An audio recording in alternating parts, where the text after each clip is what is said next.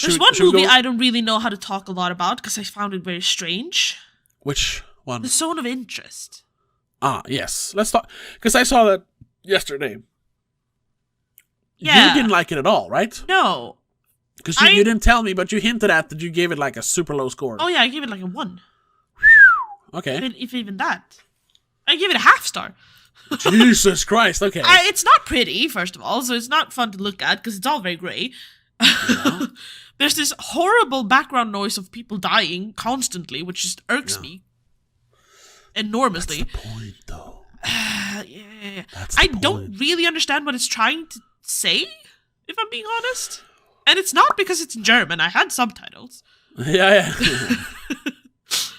I understand that it's like a family drama, but within the borders of Auschwitz, I guess. But yeah, it's the commandant, the chief of Auschwitz, who lives literally next door with his family to Auschwitz. Yeah, and it's really what they're trying to say is that it's you've heard the expression the banality of evil. Yeah, like how evil can manifest in the most mundane of ways. Yeah. Which a lot of Nazism was, because they were always like, oh no, we are not trying to eradicate the Jew, we just, we're trying to help them, we're trying to make them concentrate here in our camp. Yeah. But they were just burning them, because they wanted to get rid of them. It's this, they're not, I mean, sometimes they were, like, but for the most part, they didn't try to be like comic book villains, like, yes. No, they were normal people. Kills them all. They were normal people just, doing their jobs, basically. Yeah, that's how they saw it. Yeah. They were just like, we're hired by the army. We're just running this factory where we burn people, because that's what we do. That's the banal, you accept something so evil, something so vicious. Yes. And that's what this does as well. This family, who they don't really express much of any anti-Semitism. No, they mother they don't like talk down friends. about it, but they mention like, oh, we have Jewesses living here, and yeah, the mother and her friends leave these like strange little comments that are just, they're not super racist, but they're racist. Yeah, exactly. And how they don't have a problem with living next to this death factory, constantly hearing people screaming, people getting shot, people yelling over loudspeakers, and the constant churning, yeah. So that just shows that it's this ignorance of atrocity is evil in and of itself, which it is. Sure. These are evil people who don't have a problem with what's going on. Yeah. I just kept getting the feeling that they were trying to normalize like the people who worked with it. Like, they're not the bad guys, they're just doing their job. Yeah. Yeah, but there's this thing about, being passive is also being bad, Yeah, but that's what the whole movie is about. But I agree, I think it fails. First of all, we've seen the banality of evil before. Yeah. It's like, there's nothing new. The only thing that is new about it is they filmed it like a Big Brother episode. Because it's all like cameras hidden all around the house, basically. The house, and and people just walking through them, in the gardens. And like, they're miking up all the rooms so they could basically just go about their business in the house. There was no like blocking, no direction really. No. I mean, they had a script, but I think a lot of the dialogue is partially improvised, stuff like that, just to make it as mundane as possible, and the horrors of something so regular going on next to the killing of millions of people. Yeah, and that is horrific. It is, but it doesn't. For me, at least, it didn't stick. No. There's no like making us feel bad for them or bad for the people outside of their wall. There's no painting anyone really as a bad person here. It's just so meh. Yeah.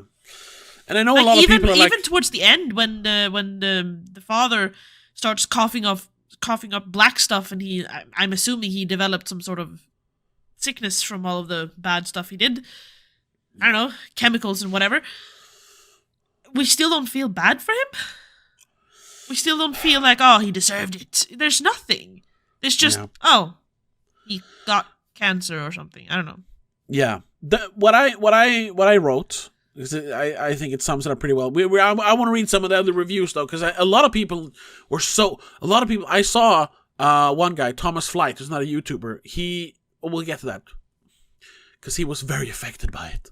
Sure. I wrote, as an experiment with sound and vision, this is pretty exciting, which it is. I think it is. But that's what this director does a lot. He experiments with sound and vision. Yeah. About as a piece of cinema, I find it lacking. The banality of evil is a popular phrase when discussing the Holocaust is on full display here, and it is as affecting as ever. The slow, meticulous pace gradually tries to drive you insane. But at the same time, I fail to feel much of anything. Not because we don't get to see the atrocities that we know are unfolding, mere feet from the house, but because the initial shock of the situation wears off eventually. Yeah. In the beginning of the movie, I thought, not that I would go insane, but that the characters would go insane. Like, you can't live next to this. You cannot disregard your humanity that much. So you can hear day in and day out people screaming for their lives. The only person... oh, it's okay. The only person who shows any kind of reaction to it is one of the sons, the younger sons. He's like... And the mom's mother. The grandma. Yeah, the grandma. Yeah. She runs away. She can't take it. Yeah. Which I wish there were more of that. Show them feeling something. But even though with the youngest son, he's like trying to justify it within himself somehow. Yeah. He's like, yeah, but this is what we should do. This is normal. Yeah. And you see, here's what people will say, but that's the point. Aren't you appalled by the fact that they don't care and you care? Yes, for like 5 minutes. Yeah. But then the movie goes on for another 90, and you're like, I get it. And then you throw in these, what's it called? That effect when black becomes white and white becomes black kind of thing? Negative? Yeah, negative of the girl putting apples or pears or whatever it is in the working space for hiding food for the starving Jews. Yeah. What the fuck was that? That was a real thing. She lived in the house with them, and at night her mom would tell her to go leave food for the prisoners. Oh. Okay. That actually, because this is based on reality. Like, sure. The Hess family was real, and that little girl existed. She did that. Okay, but why show that in negative? Because, that's where the experimental thing with this guy, what is his name? Stephen Knight, I think? No. What is the director's name? Jonathan Glaser? Sorry, Jonathan Glaser. I mixed him up with another guy. Jonathan Glaser. All of the movie is basically lit with just sunlight or, regular... normal lamps. It's very natural. They use as little studio lighting as possible. So when filming night scenes, he didn't want to put up a bunch of big what are they called? Spotlights and shit. Yeah. To make the night look all bright, and so you can see what's happening, because for that little girl it was pitch black when she ran around there. Sure. Yeah. So they filmed it in pitch darkness, but with a heat camera, an IR camera, kind of like Dune Part 2 did for that scene on Gidi Prime. But they did pretty. Yeah, but to not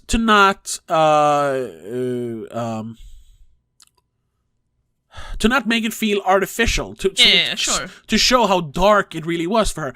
Problem is, that made it look super fake. Yeah, it doesn't translate. It just looks weird. Yeah. And if you don't explain that to people watching, they're gonna go, "Why is this part in negative?"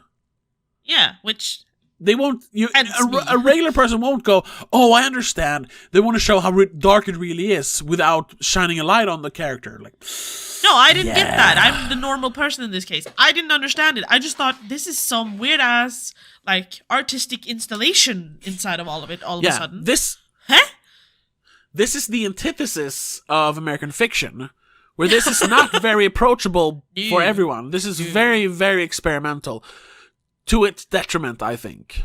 Also, the fact that it's released now makes one of the more popular reviews on Letterboxd very Oh clicky, God! I guess. The guy gave like 1 star or whatever. No, he gave it 3 stars. Mitchell Beaupre. Truly horrifying how many people are going to watch this movie, rate it highly and bestow it awards and whatever, and then still be pro-Israel. This is literally about you. But that's kind of funny as well, because, you know, Israel, they're Jewish. Yeah. And this is about the killing of Jews. Yeah. I see what he's getting at, but it's also like, bruh. Yeah. And I'm pretty sure that's not what they were trying to do. No, by the way. Of course not. And also, I just want to say, I'm not pro-Israel in this situation. No. But you know what? I can fully understand why, after 2,000 plus years of persecution and hatred, the people in Israel said, you know what? We've had enough of this. Fuck you. We're going to bomb you now. Yeah. It's not the right thing to do, but I can fully understand why. They were like, we've had enough of this. Now we have nukes. Basically, yeah. That whole situation is just a shit show in general. Yeah. And this movie has nothing to do with that. That is typical fucking modern person like, oh, it's actually, but no, it's not. Yeah. It's about what happened 80 years ago. Yeah. Shut up. Which, that's the part also. I'm like, we've seen this whole Nazi anti-propaganda movies for, about 80 years now. Are we not done with that? Do we really need more of it? They tried to Everyone knows that what they did was wrong.